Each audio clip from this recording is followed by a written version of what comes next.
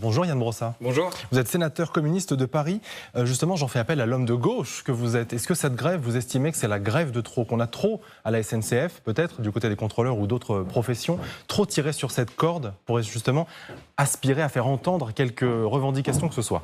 Non, je pense que cette grève est parfaitement légitime. Je comprends tout à fait la gêne des usagers en cette période de vacances. Cela dit, il y a des revendications. Ces revendications, en particulier des revendications salariales, qui sont portées par les contrôleurs, elles sont connues. Et en l'occurrence, la direction de la SNCF porte l'entière responsabilité de cette situation. C'est pas comme si on tombait de l'armoire, il y avait un préavis de grève, la direction de la SNCF avait la possibilité de renouer le dialogue avec les personnels concernés, avec les organisations syndicales.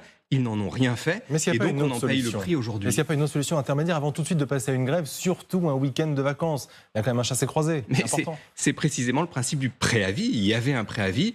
La direction de la SNCF aurait dû saisir cette occasion, ces jours qui ont précédé la grève, pour dialoguer avec les personnels. Et puis surtout, moi ce que je vois, c'est qu'il y a aujourd'hui une colère sociale dans le pays tout entier. Il arrive qu'elle se manifeste par la grève, il arrive qu'elle se manifeste par des démonstrations de force dans la rue, on le voit avec les agriculteurs. Mais en réalité, la question qui se pose partout, dans toutes les professions, c'est comment on vit convenablement de son travail. Et le gouvernement, pour l'instant, ne répond pas à cette revendication-là. Et on a des Français qui perdent du salaire. On a une étude de l'OFCE qui est publiée aujourd'hui. Le gouvernement et la SNCF, c'est différent. D'accord. Enfin, il y a quand même une tutelle. En l'occurrence, la SNCF, il y a du capital d'État. Et donc, le gouvernement devrait aujourd'hui contribuer à ce que ce dialogue se renoue. Et puis je le redis, c'est un problème général. On a une étude de l'OFCE qui est publiée aujourd'hui qui montre que depuis 2019, le salaire réel des Français a baissé. C'est-à-dire que le travail ne paye pas. Et ça ne concerne pas que les cheminots, ça concerne le monde du travail dans son ensemble.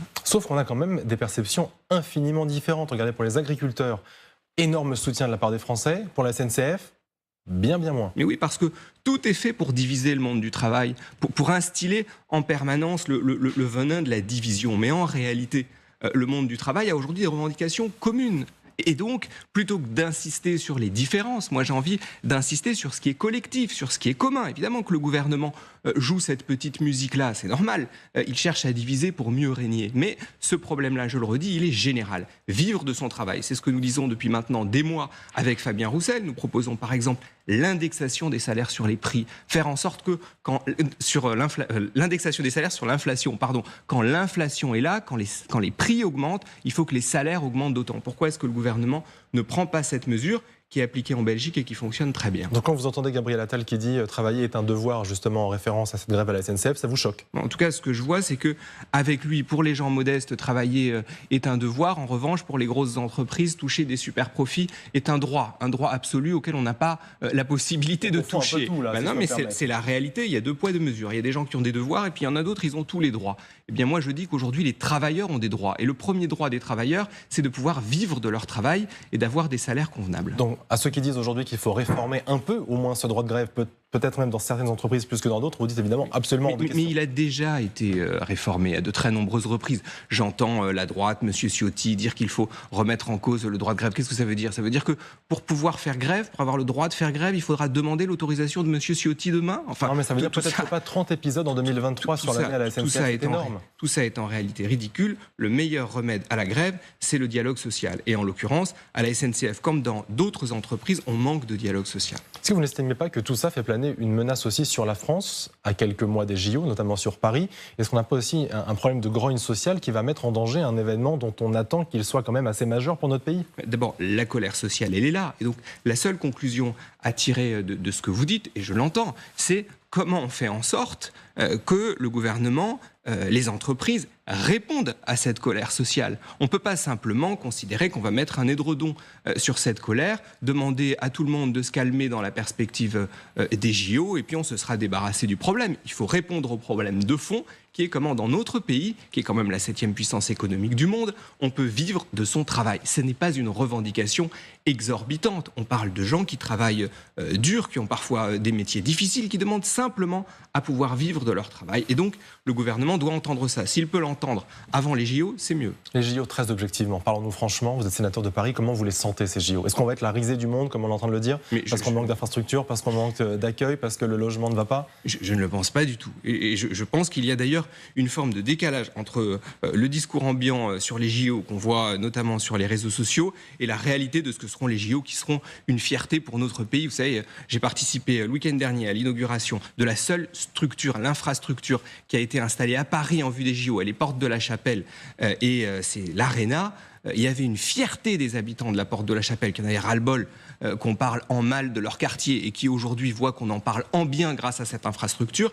Ils sont très fiers et ils étaient par centaines à vouloir visiter cette nouvelle infrastructure. Donc je pense qu'il y aura beaucoup de joie, beaucoup de bonheur et que ça fera du bien dans un pays qui est par ailleurs traversé par une forme de morosité depuis maintenant des mois. Vous avez également, puisqu'on parlait des JO, poussé un coup de gueule contre les expulsions locatives à l'approche des JO. Quel est, selon vous, le grief ? Oui, très simple. Aujourd'hui, vous avez des propriétaires qui se débarrassent de leurs locataires en vue des JO pour pouvoir louer sur Airbnb et ramasser un maximum d'argent plutôt que de le louer en location classique. Et on se retrouve donc avec des locataires qui risquent d'être expulsés. Ce que je propose par une proposition de loi, c'est tout simple. C'est une trêve sur les expulsions locatives pendant toute cette période. Faire que 2024 soit une année blanche en matière d'expulsion locative, qui n'en est pas, pour l'ensemble des locataires de bonne foi. Et donc ça, je pense que ce serait une bonne mesure. Parce que si on veut des JO populaires, ça ne peut pas être la fête des expulsions locatives. J'ai envie de vous montrer un sondage réalisé par l'IFOP pour LCI justement cette semaine qui concerne les élections européennes qui ont lieu d'ici 4 mois maintenant. Regardez ce que ça donne. Le RN s'en sort largement en tête, 29%, 19% pour Renaissance, le PS est à 9,5%, Europe Écologie Les Verts 8%, LFI 7%, LR 7% et le PCF 3,5. Un commentaire sur ce chiffre qui est quand même pas brillant pour les communistes. Je pense que ça va progresser. Les Français ne sont pas encore dans la campagne des élections européennes. Nous avons une excellente tête de liste, Léon Desfontaines. Il a 27 ans, il a la niaque, il a beaucoup d'énergie et il va porter un message simple. Il faut que la France retrouve une souveraineté en matière économique et sociale et nous ne pouvons pas continuer à être les bons élèves d'une Union européenne qui nous plonge dans une politique libérale. On le voit notamment dans le domaine de l'énergie. Nous allons porter ce message. Nous serons les seuls à gauche à le porter, et je suis persuadé que nous ferons largement les 5% qui permettent d'avoir des députés européens. Si on fait une addition un peu rapide, PCF plus LFI plus Europe Écologie Les Verts plus PS, en revanche, ça fait un très bon score. Est-ce qu'il n'y a pas moyen là aussi de refaire une certaine forme d'alliance pour arriver à quelque chose, ou c'est totalement impossible ? Moi, je pense qu'il faut être l'éternelle question. Honnête vis-à-vis de nos concitoyens. Nous ne disons pas la même chose sur les questions européennes. Nous ne pensons pas la même chose. Et donc ce serait malhonnête de mettre ensemble des gens qui portent un message différent. Il y en a qui étaient favorables, c'est le cas des socialistes ou des écologistes, à tous les traités européens qui nous conduisent aujourd'hui dans la situation qu'on connaît. Nous, les communistes, nous étions contre ces traités européens parce que nous considérons que l'Europe libérale nous conduit à la ruine. Eh bien, nous avons l'honnêteté de le dire, nous avons des convictions, nous les portons. Notre candidat Léon Desfontaines va les porter et il a raison de le faire. Le RN apparaît quand même très très haut, presque inarrêtable dans ce sondage et comme dans d'autres d'ailleurs, donc c'est pas le seul. Est-ce que selon vous, il y a un vrai souci avec ça ? Ça vous inquiète d'autant quand on voit que par exemple, on en est dans le gouvernement à reprendre une idée comme par exemple supprimer le droit du sol à Mayotte, ce qui est quand même, encore une fois là aussi, peut-être emprunté à l'extrême droite. Qu'est-ce que ça vous fait de voir cela dans le paysage politique aujourd'hui ? Il y a surtout une énorme arnaque, parce que le Rassemblement national se présente comme un parti social, comme un parti populaire, et en réalité, quand vous regardez leur vote, ils votent contre l'augmentation du SMIC, contre l'indexation des salaires sur l'inflation, contre le rétablissement de l'impôt de solidarité sur la fortune. Donc en réalité, ils ont le même programme économique que la Macronie. Et donc je le dis à ceux qui nous écoutent et qui sont parfois en difficulté et qui peuvent être tentés par le vote Rassemblement national, ça n'est pas par ce vote-là que vous aurez une amélioration de vos conditions de vie. Et c'est ce que nous disons, c'est ce que Fabien Roussel dit matin, midi et soir, et j'ai bien l'intention de continuer à le dire parce que c'est la vérité. Une dernière question, si vous le voulez bien. Le congé menstruel des femmes victimes de règles douloureuses ou d'endométriose a été rejeté hier, justement, au Sénat, par la droite et par le gouvernement, proposition de la gauche. Qu'est-ce que vous avez à dire là-dessus ? Nous, les communistes, nous l'avons voté. Je regrette ce vote négatif du Sénat.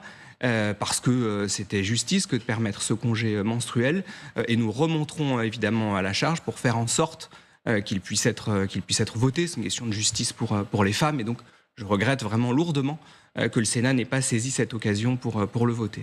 Merci beaucoup Yann Broussard. Merci à vous. En direct avec nous sur LCI.